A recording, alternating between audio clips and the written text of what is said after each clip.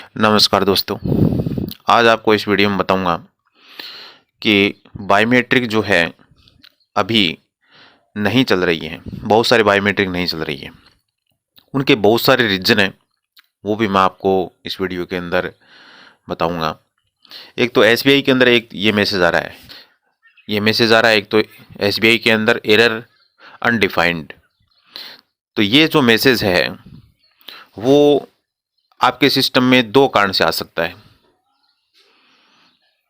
पहला कि आपकी आईडी जो है वो आधार से इनेबल नहीं है, या आपके पास बायोमेट्रिक जो है वो L1 नहीं है। दूसरा कारण ये है कि आपका सॉफ्टवेयर जो है वो सही प्रकार से इंस्टॉल नहीं है। बायोमेट्रिक आपको L1 ही लेके आनी पड़ेगी। अभी L1 के बिना अब सारा सब कुछ बंद हो रहा है। तो L1 ही डिवाइस आप लेकर आएँ और सॉफ्टवेयर को सही इंस्टॉल करेंगे तो ये प्रॉब्लम जो है वो सोल्व हो जाएगी। L1 की जो पहचान है वो RD L1 लिखा हुआ मिलेगा नीचे इस साइड में, सामने आप देख रहे हो, यहाँ पर L1 लिखा हुआ मिलेगा। और कुछ कारण जो हैं वो एसबीआई के पोर्टल के अंदर भी देखने को मिल रहे हैं, जैसे please capture the finger again. यहाँ पर आपका सॉफ्टवेयर भी सही नहीं है, या फिर आपका आधार इनेबल नहीं है, या आपकी आईडी के अंदर L1 डिवाइस है वो मैपिंग नहीं है। तो अपनी डिवाइस है वो L1 ही मैपिंग करवाएं। और L1 डिवाइस तभी चलेगी जब आप उसको मैप करवा लेते हो। बिना मैपिंग वो चलती नहीं है, उसमें बार बार मैसेज आता रहता है। तो इस चीज़ का आप ध्यान रखें। एक आता है इनवैलिड फिंगर डिवाइस, तो ये मैसेज भी L1 डिवाइस की वजह से ही आता है। L1 डिवाइस ही लेके आनी पड़ेगी, तभी जा कर के आप पीसी चला सकते हो। You are not authorise access from this kiosk. ये मैसेज आता है कि आपने अपना सिस्टम जो है वो चेंज कर लिया है, इस कारण से ये मैसेज आ रहा है। एक आप L1 डिवाइस लेके आते हो, यहाँ पर एक बहुत ही इम्पोर्टेंट बात है। L1 यदि आप डिवाइस लेके आते हो तो आप जैसे मोरफो के पोर्टल पे यदि उसको चेक करते हो तो आपको वो वाइट लिस्ट दिखाई देगी। लेकिन जब भी आप इंस्टॉल करोगे ना तो वहाँ पे ब्लैक लिस्टिंग आ जाएगा, वो डिवाइस से ब्लैक लिस्ट है या डिवाइस नोट वाइट लिस्ट। ठीक है, ये मैसेज आ रहा है। तो आप L1 डिवाइस जब भी खरीदें तो अपना लैपटॉप, या आप डेस्कटॉप रखते हो तो किसी और का लैपटॉप होगा, लैपटॉप साथ में लेकर जाएं दुकान पे और वहाँ L1 डिवाइस को लगाएं।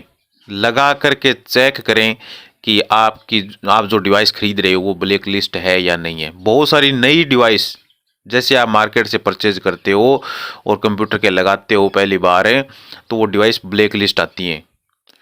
तो ऐसी डिवाइस को खरीदने से पहले आप सावधान रहें। L1 डिवाइस जब भी आप खरीदें, ये मैं मोरफो की बात कर रहा हूँ, अभी मोरफो का ये केस मेरे सामने आया था। मंत्रा के अंदर भी ऐसा कोई केस सामने नहीं आया है जो ब्लैक लिस्ट दिखाई दे। बाकी जो मोरफो है उसके अंदर ये केस ज़रूर सामने आया है। जिस बंदे की मैं बात कर रहा हूँ, इस बंदे ने 2 डिवाइस एक ही दुकान से परचेज की थी, दोनों ब्लैक लिस्ट दिखाई दी। तब मैंने उनको बताया कि अपना लैपटॉप उठा करके लेके जाओ और उस दुकान पे ही अपनी डिवाइस लगाओ। तब वो वहाँ से चेक करके लेके आए, तब वो सही डिवाइस आई। तो अपनी जो भी डिवाइस है वो L1 खरीदने से पहले, L0 तक कोई दिक्कत नहीं है, L1 जब भी आप खरीद रहे हो, और L0 अभी खरीदना भी नहीं है, L0 अभी नहीं खरीदना है। L1 जब भी खरीदो तो अपना लैपटॉप उठाकर दुकान पे लेके जाओ और वहाँ लगा करके देखो, सक्सेसफुल का मैसेज आए या इस मैसेज के अलावा कोई भी मैसेज यदि वो बायोमेट्रिक दे रही है तो उसका समाधान हो जाएगा और वो आपको डिवाइस में चला दी जाएगी। और L1 में ये भी दिक्कत है कि आपका सिस्टम भी सपोर्ट नहीं करता है, बहुत सारे सिस्टम सपोर्ट नहीं करते हैं। उसके बाद में आगे चलते हैं हम।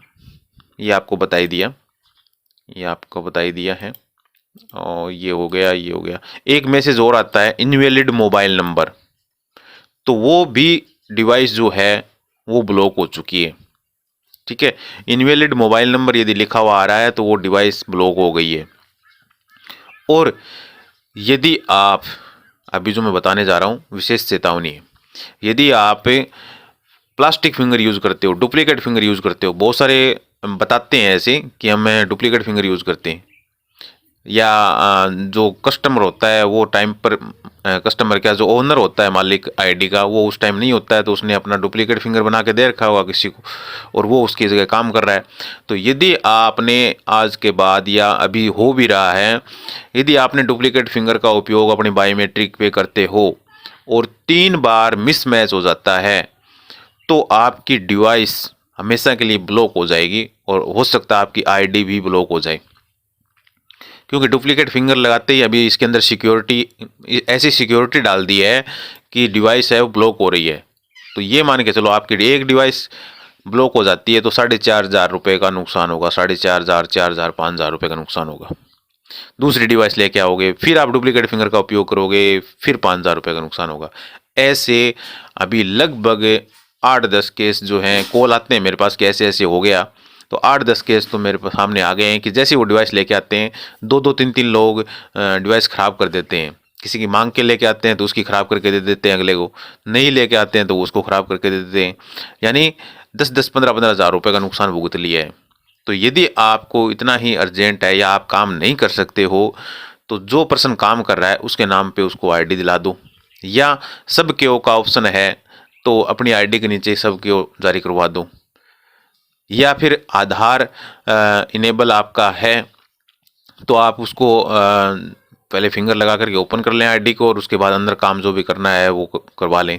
लेकिन ये भी ध्यान रखना है, अभी हर जगह ऐसा सिस्टम कर दिया है, पहले एजेंट फिंगर लगेगा और उसके बाद कस्टमर का फिंगर लगेगा। एजेंट फिंगर पहले लगेगा, यानी जो जिसके नाम पे आईडी है उसका फिंगर पहले लगेगा, उसके बाद कस्टमर का लगेगा। तो और यदि 3 बार मिसमैच हो गया तो आपकी डिवाइस ब्लॉक हो जाएगी। इस बात का ध्यान रखना है। यदि आपको डिवाइस ब्लॉक होने से बचाना है तो ब्लॉक हो जाएगी, और ब्लॉक होने के बाद उसको अनब्लॉक करने का कोई ऑप्शन नहीं है। इसलिए आपको यदि नुकसान से बचना है तो ये डुप्लीकेट काम करना बंद कर दें, ओरिजिनल काम करें, तभी आप सही प्रकार से काम कर पाओगे, अन्यथा काम नहीं होगा। सूचना श्री के चैनल को सब्सक्राइब करें, लाइक करें। थैंक यू, धन्यवाद।